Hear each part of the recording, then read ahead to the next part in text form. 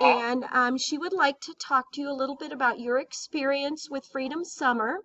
Sure. I believe you talked to a student of mine from last year, Maddie St. Clair, Right. and she Right. suggested that you would be a good resource for Maggie. So I'm going to let Maggie ask you her questions and we'll Okay. go from there. Let me just ask again. What school are you in? We're, What district? we are in Council Bluffs Community Schools at Kern Middle School.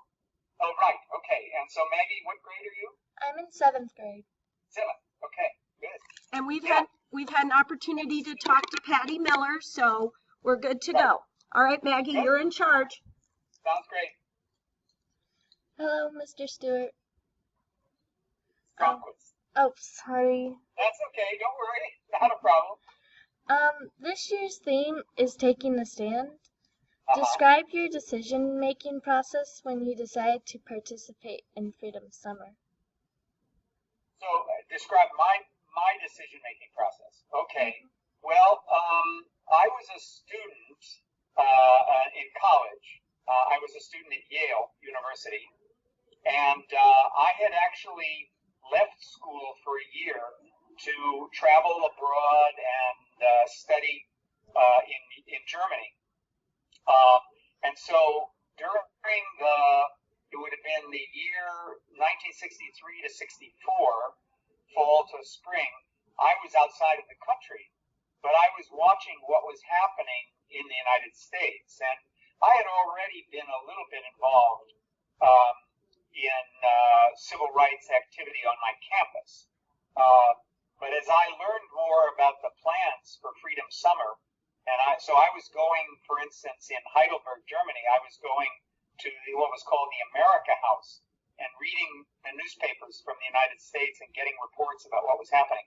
I decided, this was something I really wanted to do. So I came back to the U.S. Actually, I worked my way back on a freighter, a ship from Rotterdam in the Netherlands, and got back to Chicago, which was my home, and I made contact with the people from the Student Nonviolent Coordinating Committee who were recruiting volunteers for Freedom Summer.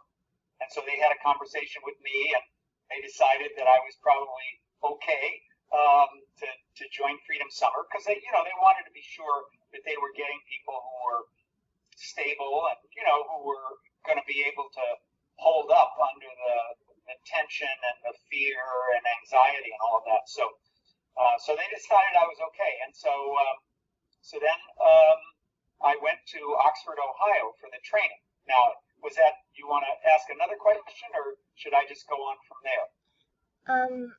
You can go on. Okay, so you've probably heard about the training that we had in Oxford, Ohio for, in my case, it was for about a week. And we were the first group that were going to go into Mississippi. Although, as you know, there were lots of civil rights workers working with SNCC who had been in Mississippi for several years. But they were feeling like they weren't making any headway and that they needed more volunteers, and particularly white college students who would help to focus the attention of the country on what was happening in Mississippi, because they felt they weren't getting any attention and that they were risking their lives daily and nobody knew about it. So the first group of us gathered in Ohio, but at Women's College in Oxford, Ohio. There were probably about 200 or 250 of us. We came from all over the country, and so we had a very intensive training during that week, among other things, in nonviolence. So, how to respond if somebody started attacking you or beating you up. So we went and we had lots of meetings and lots of discussion about what things were like in Mississippi. And then eventually, each of us connected with a project leader from one of the cities in Mississippi where there was going to be a summer project. And we determined that, that was the place we would go. So in my case, it was Vicksburg, Mississippi, which is a kind of a larger town on the Mississippi River. And so I was going to go there, and I was going to work not on freedom schools, because our first group was focused more on voter registration and on helping to organize the Freedom Democratic Party. So that was our mission. So we were there for a week, and then we headed off to Mississippi to, in our case, several of us, to Vicksburg. What do you think the political impact of Freedom Summer was? Well, I think it had a pretty big political impact. I mean, that's sort of kind of the tail end of the story after what we did during the summer. But part of what we were trying to do was to help people stand up for their right to vote.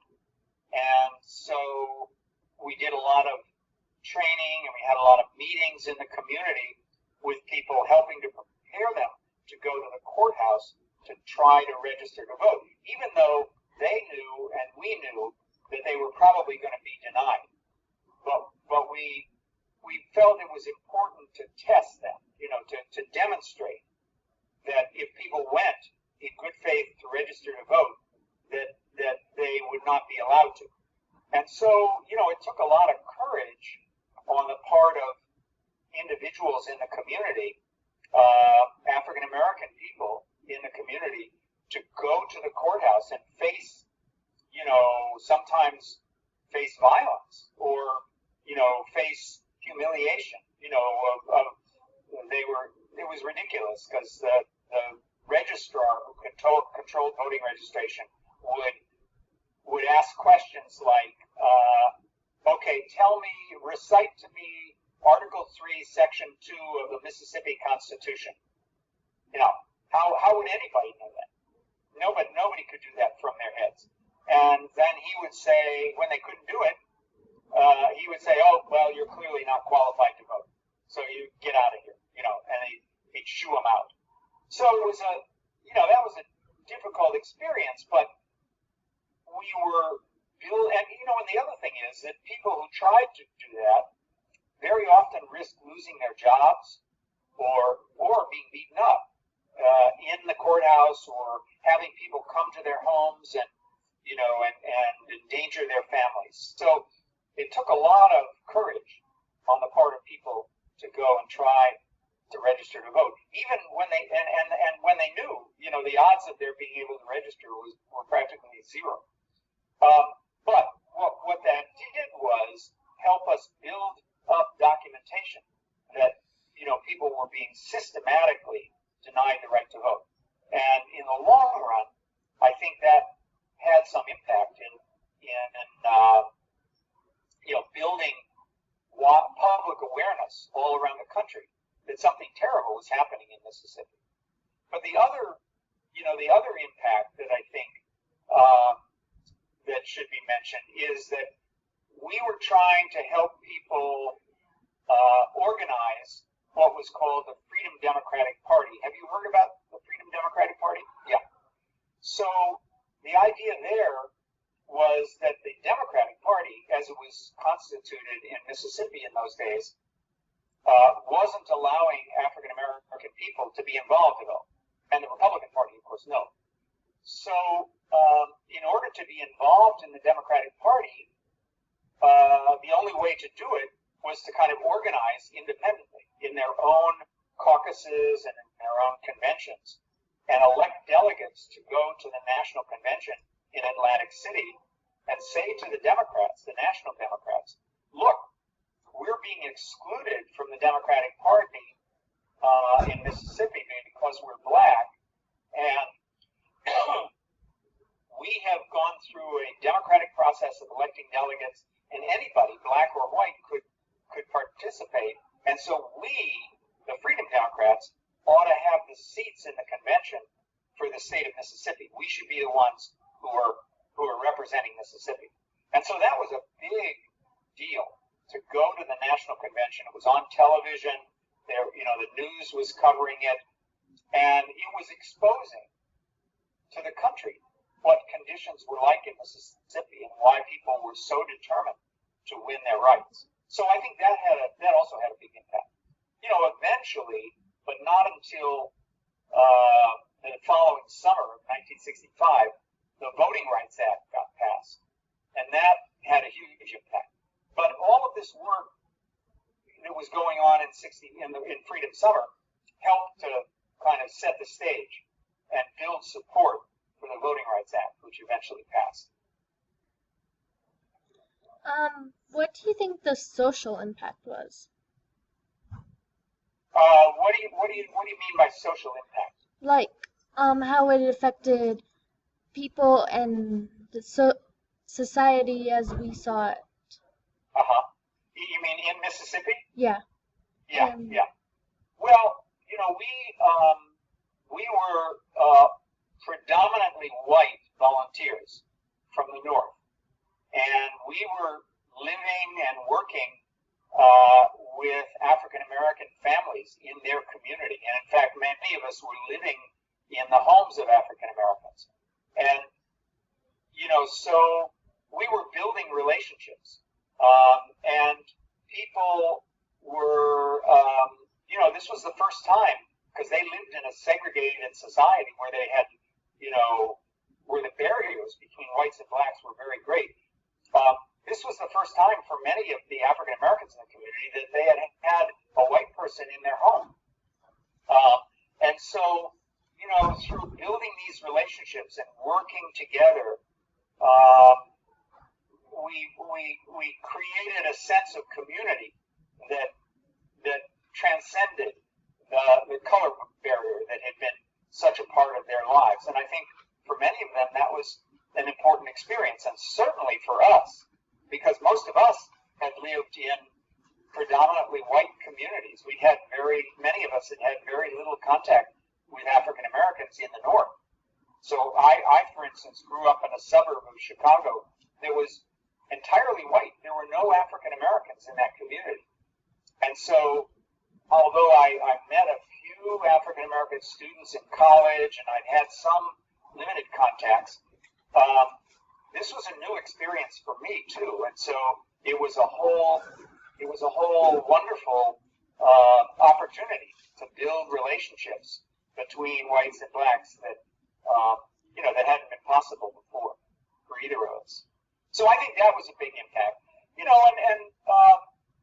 I don't know that initially that there was much social impact on whites in the South, because they were very resistant for the most part to any kind of desegregation, and they were fighting it tooth and nail. But in the long run, I think there were little pockets of people in the white community who saw that something was terribly wrong with their society, and they were also eager to see some changes.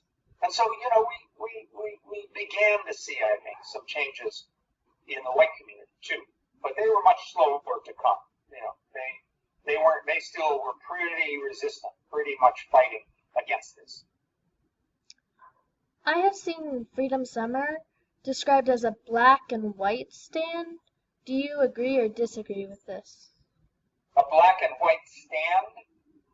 Well, no, I basically would agree, except that I think what I would want to emphasize is that it was really an effort by African Americans in Mississippi to build on a movement that they had already started. It was their movement. They had already done a lot before white volunteers got there. And so it was a joint movement in a sense, because we were whites and we were working alongside of them.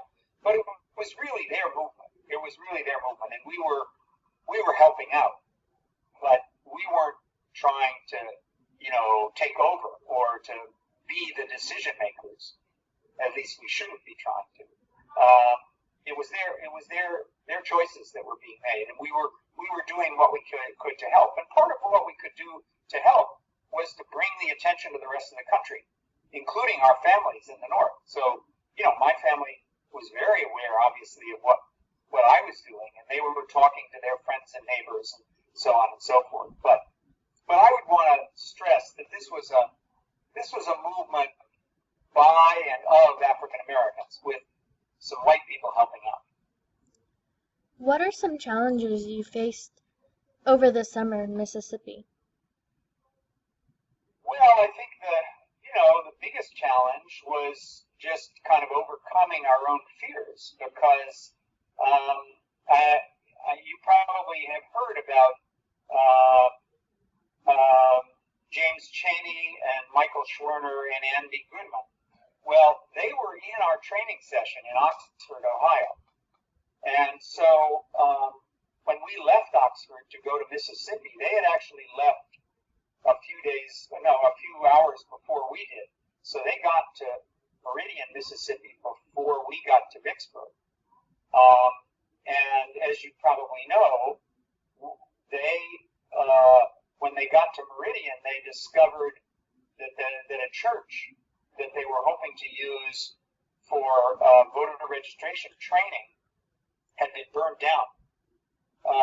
And so they went out to investigate, and that was where they were intercepted by a mob of people who eventually killed them. But so when we arrived in Vicksburg, we fell asleep because we'd been driving all night. We woke up to discover the news that the 3 civil rights workers with whom we had just been in Ohio had disappeared. And everybody was pretty sure at that point that they'd probably been killed, but their bodies hadn't been found. And so, so that was almost our first experience in Mississippi, was realizing that, that there were lives at risk and that some of our friends had just been killed. And so we had to cope with that fear. And we had to say to ourselves, and we had the help of the community, the African Americans in Vicksburg who were working with us. We had their help to kind of strengthen us and say, we've got work to do. We have to go out and start canvassing and organizing meetings. And so, gradually over, a couple of days, we were kind of glued to the television at first and the news about the disappearances, but gradually over several days, we got to work, and we tried to master our own fears. And there were other incidents during the summer where, there were things that happened that were pretty frightening. A family that I was working with out in the county, in the rural part of the county outside of Vicksburg, one of the other volunteers, who was actually an African American guy from Vicksburg, we went to visit them to see about holding a meeting in their church. The man was a deacon of the church, and we realized when we got to their house that we had been seen by a truck that had white men in it, and so we had our discussion with them and talked about arranging the meeting, and then we left. And the next day, we got a phone call that that night, a truckload of Ku Klux Klansmen in white robes had gone to that person's house and had dragged him and his wife, they were older people, out onto the lawn and beaten them up with rifle butts. And they hadn't killed them, but they had beaten them terribly. And so we realized that not only were our lives at some risk, but the lives, especially the lives of people we were trying to work with in the community, were at some risk. And and so I guess that was the biggest thing to overcome during the summer, was that fear for ourselves, but also even more for the people we were working with. What is the most important takeaway for you after your Freedom Summer experience? Well, I think I would say 2 things. One is just this incredible, I would say, this incredible appreciation of the strength and the fortitude, the courage of the African American people in Mississippi, standing up to the kind of violence and the intimidation that had been part of their lives, and part of the lives of generations of African Americans going back before them, and that they had the courage and the humanity to stand up for themselves and for their community.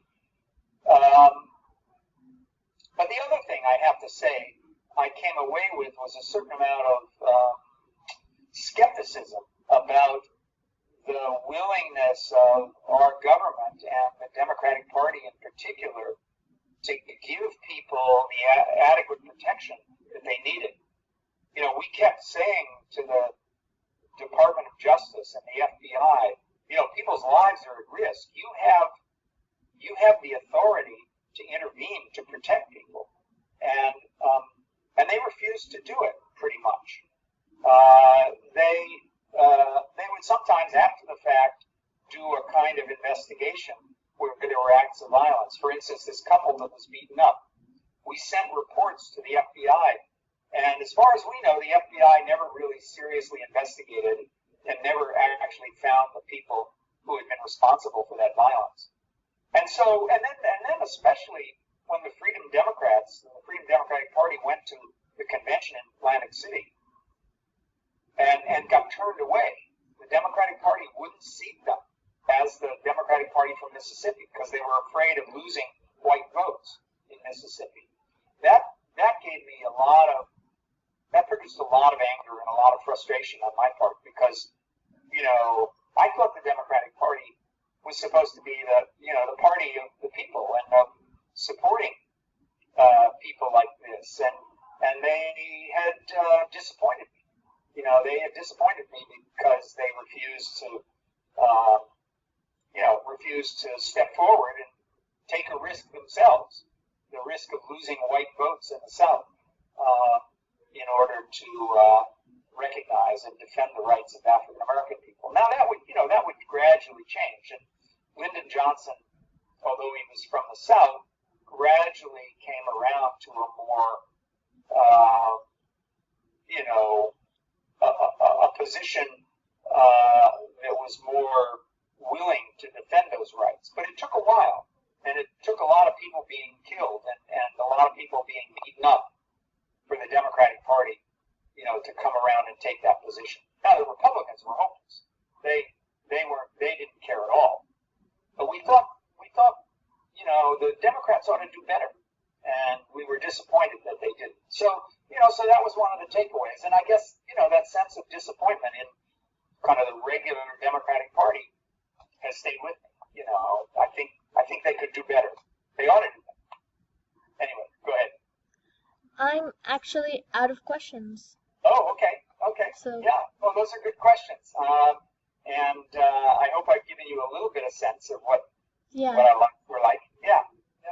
And so let me just add that, so I went back to college in the fall, and I got a phone call in early October, early in the morning when I was at college. And it was somebody from Vicksburg calling to tell me that our Freedom House, where we had meetings and where we had all of our activities coming from, had been blown up by a dynamite bomb during the night, and that 7 people were injured. Nobody was killed, but the house was basically destroyed. And we had been warned during the summer that was a possibility, that there was talk in the community that some people were going to try to blow up the house, but it didn't happen during the summer, but it happened afterwards.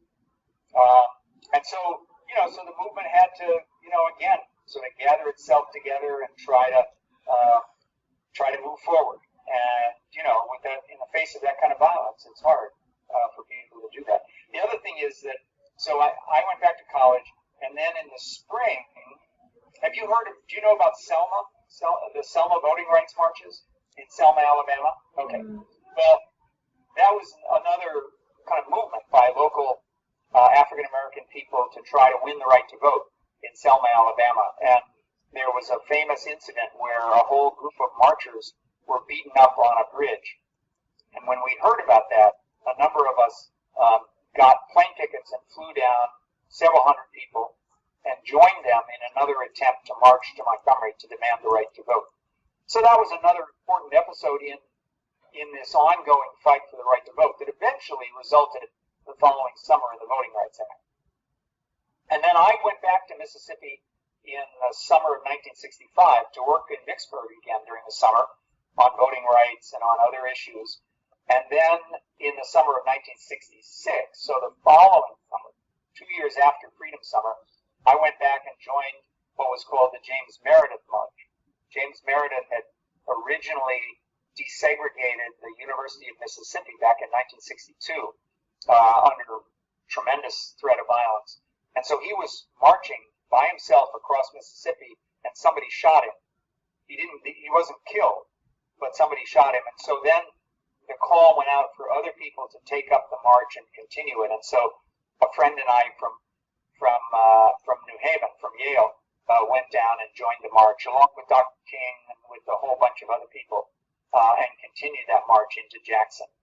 So that was pretty much my involvement. And after that, I went to work in Africa for a couple of years, doing community development work in Tanzania. So that period from 64 to 66 to 1966 was the period where I was most actively involved in civil rights.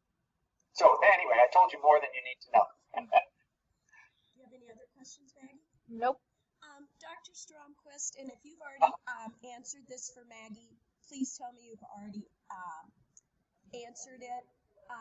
But as she is presenting this, do you have any contacts still in Mississippi that would give us the perspective of the people who lived there? Do you still have any contacts there, or are those all gone away?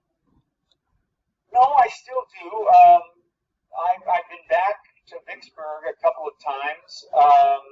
The most recently was the 50th anniversary of Freedom Summer. Actually, my wife went with me. She'd never been to Mississippi before. And we went over to Vicksburg and looked up a bunch of people that we had worked with, and, had a great reunion and lots of reminiscing and so forth. And, got a sense of what their lives are like today in Vicksburg. And then one of the people that I worked most closely with, who I just mentioned to Maggie, I don't know if you were in the room, his name was Willie Johnson. He was with me when we went to visit that couple who were later dragged out on the outside of their house and beaten up by the Ku Klux Klan. Mm-hmm. But anyway, Willie and I have stayed in touch, and he lives in St. Louis now, and is is a wonderful guy. He's had some health problems recently, so it's been a couple of months since I've been in touch. Sure. But anyway, he's so there've been some contacts that I've stayed close to. Well, it would help us also. We've visited with you now and Patty Miller, and Patty gave us a name of a gentleman in Mississippi. We just want to make sure that, we present both sides in this project. So that was why I asked that question. Yeah, I guess I'd have to look up the contact information if you wanted. I mean, I think either Willie Johnson, his name, he calls himself Bill Johnson now. Okay. He was Willie then when he was younger. And another guy named John Ferguson, who still lives in Vicksburg, and who I saw when I went back. John was elected to the County Board of Supervisors. Oh, cool. And so that's kind of symptomatic of the impact of the Voting Rights Act, because in the time when we were there in '64, there was no way. Not only could people not be elected to office, African Americans, but they couldn't have the right to vote. So obviously they couldn't get elected. But John later, after the Voting Rights Act, for a number of terms, was on the County Board of Supervisors. So I could dig out their contact information. And if you have, that would be great. And if you just want to send it to my email, then we can try. And if we make contact, great. And if we don't, that's okay too. Yeah. What I might do is send you their email addresses. Okay. So, because I think a phone call out of the blue probably isn't the best way to initiate a contact. Sure. And then you can email them, and and see if they'd be willing to talk, and then arrange a time to talk, or just communicate by email. That might also be possible. We can do that too. Thank you so much for your time today. We really appreciate it.